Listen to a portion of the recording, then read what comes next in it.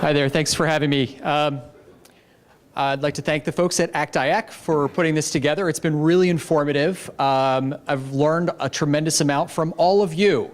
So thank you for that. The exhibits out there have been tremendous.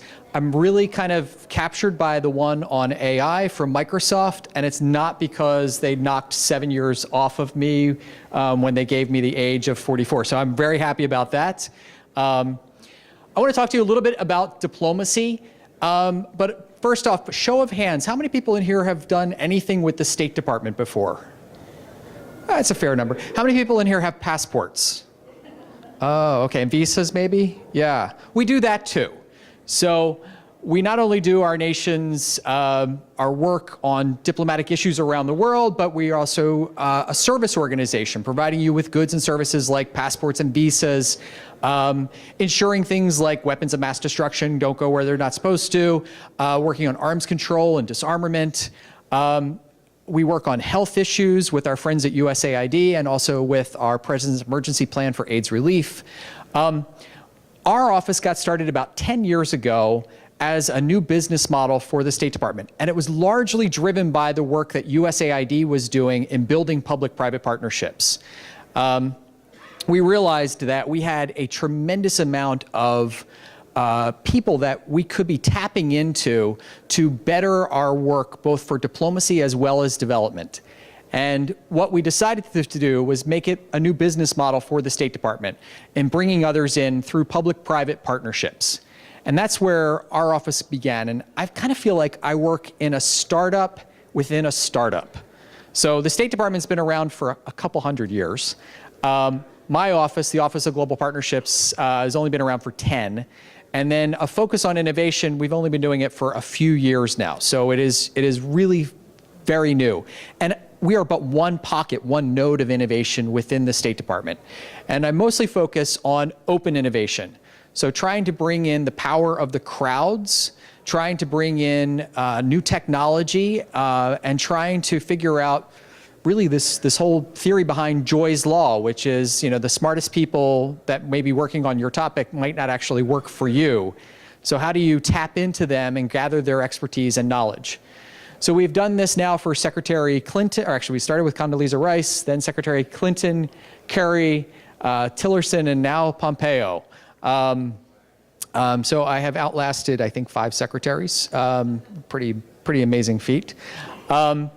I'm also excited because this administration really has focused on innovation and about looking at the power of these partnerships. So I want to talk to you a few minutes, and I don't have a clicker, so I don't know if there's one up here. Yeah. One up there. Yeah. All right.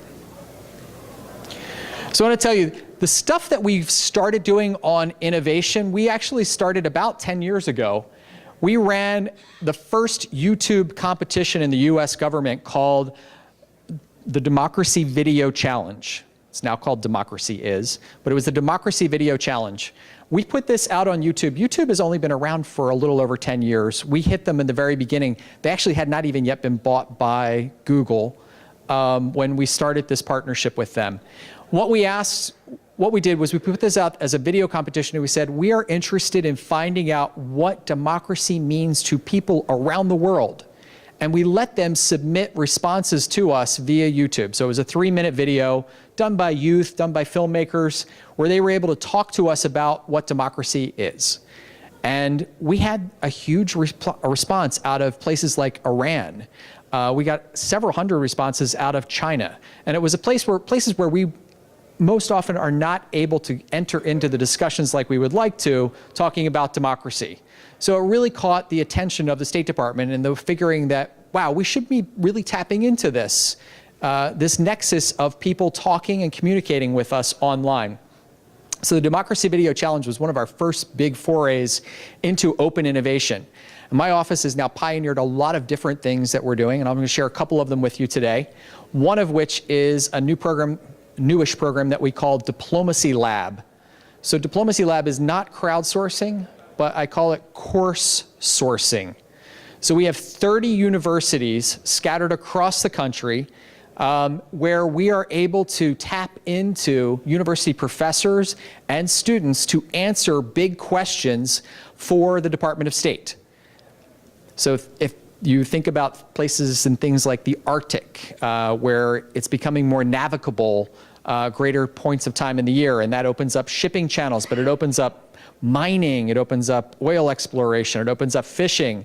There are all kinds of problems associated with that. Well, we put these questions out to the universities then bid on this, and they take an entire semester to answer these questions for the State Department. And we generally get over 100 questions a year from State Department officials, and then we match it up with the universities that take a time to do that analysis for us. It costs us nothing. So State Department, we're fairly cheap. And this is a program that really fits well within our model, because this enables us to get great resources, great new information, and tap into the spirit of youth. But it also gets us the ability to talk to youth in the United States. It's something that we have a harder time doing. My office also runs the world's second largest hackathon. This is a program called Fish Hackathon, and I will tell you, despite the title, no fish are harmed nor hacked during the hackathon. This is a program that looks at global sustainable fishing. And again, it's about crowdsourcing. It's about getting new ideas in. And we run this program on an annual basis. It was in 40 cities on 6 continents around the world. It's fishhackathon.co if you're interested in looking it up. A great way to bring in new ideas and new technology. The apps that were being developed out of this thing were truly revolutionary. People being able to take a picture of a fish and an app then telling them the type of fish that they were catching. People taking a picture of a fish fillet with a spectrometer attached to their phone, and the light refracting off of the fish scales, they were able to actually tell what type of fish it was. That is revolutionary. That is a game changer. So Fish Hackathon, we are a big believer in hackathons at State. We actually have 2 more coming up this year. One looking at archaeology in El Salvador. We have another one that our diplomacy center will be doing that will be looking at how do we use the information, the library resources, and the museum that we have at State and make it even better product. And then we have a lot of work that we've been doing on accelerators at the State Department. So we have worked closely with USAID and our friends at NASA and Nike in the program that is called Launch. And I'm hoping I'm not stealing Alexis's thunder. Good. So Launch was a great program that brought accelerators, focused on entrepreneurs, and brought them together at places like JPL and at the Kennedy Space Center, where we actually put them through a boot camp. We did the same thing with the Unreasonable Goals last year with a group called Unreasonable out of Colorado that was focused on the Sustainable Development Goals, again, focused on entrepreneurs that were making a difference towards the SDGs, the global goals. We took that experience this year and applied it for the first time ever toward public-private partnerships.